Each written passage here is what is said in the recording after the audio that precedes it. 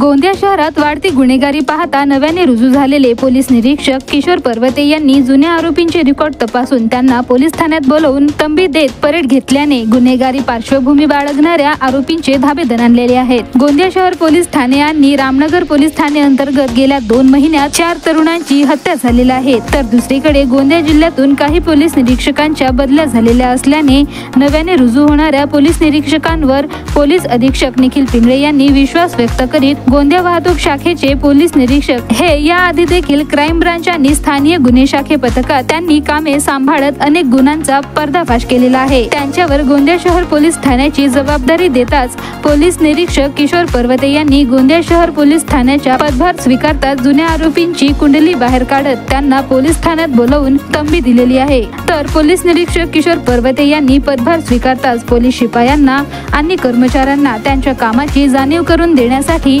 सुरू असलेल्या पेट्रोलिंग पद्धतीमध्ये बदल करीत ज्या भागाची जिम्मेदारी तुमच्यावर देण्यात आलेली आहे त्या भागात गेल्यावर त्या ठिकाणी सीसीटीव्ही कॅमेरे असलेल्या ठिकाणी एखाद्या दुकानात हजेरी रजिस्टर ठेवून त्या ठिकाणी सिग्नेचर करण्याच्या सूचना दिलेल्या आहेत। तर स्वतःच पेट्रोलिंग करतानाचा फोटो देखील पोलीस ग्रुपवर टाकण्याच्या सूचना दिलेल्या आहेत, त्यामुळे नागरिकांना देखील पोलिसांचा विश्वास बसेल। तर दुसरीकडे पोलीस देखील पेट्रोलिंग एरियामध्ये गेल्यावर पोलिसात आणि नागरिकांमध्ये संवाद वाढेल आणि गुन्हेगारीवर आळा बसेल। त्यामुळे गोंदिया शहर पोलीस निरीक्षक किशोर पर्वते यांनी राबविलेला उपक्रम जिल्ह्यातील प्रत्येक पोलीस ठाण्याअंतर्गत राबविण्यात आला तर नक्कीच गुन्हेगारी कमी होईल यात शंका नाही। सध्या जे आपले गुन्हेगारीचे प्रमाण वाढलेलं आहे, तर आमचा पहिला उद्देश असा आहे की शहरातील वाढत्या गुन्हेगारीवर आळा घालणे, त्याचप्रमाणे गुन्ह्यांना प्रिव्हेन्शन करणे हा आमचा पहिला उद्देश आहे। त्याकरता आम्ही जे आमचे रेकॉर्डवरचे गुन्हेगार आहे त्यांचा लेटेस्ट त्यांचा फोटो, त्यांचा मोबाईल नंबर, त्यांचं राहण्याचं ठिकाण, ते सध्या काय काम करत आहेत, कोणाकडे काम करत आहेत, हे सगळं आम्ही याचं अपडेट घेत आहोत। त्याप्रमाणे आम्ही त्यांचा रेकॉर्ड बनवत आहोत आणि त्याच्या समजा आम्हाला उद्या काही गुन्हा घडला तर आम्हाला त्याच्यामध्ये अपडेट आम्हाला माहिती मिळू शकते आणि त्यांच्यावर एक वचक पण राहू शकतो।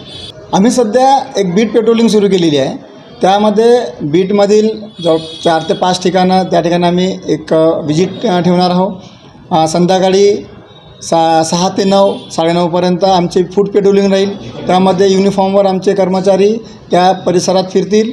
त्याचप्रमाणे आउटरला जे नशापाणी करत बसलेले लोक असतात तर त्यांनासुद्धा त्यांच्यावर कारवाई करणे, त्यांना बसू न देणे, त्या ठिकाणी कुठलाही अवैध नशापानी करणार नाही कोणी, याकडे आमचं जातीने लक्ष राहून त्यांना अशा ठिकाणी आम्ही रोज संध्याकाळी रात्री 9, 9:30, 10पर्यंत रोज आम्ही त्या असे एरिया चेक करणार आहोत।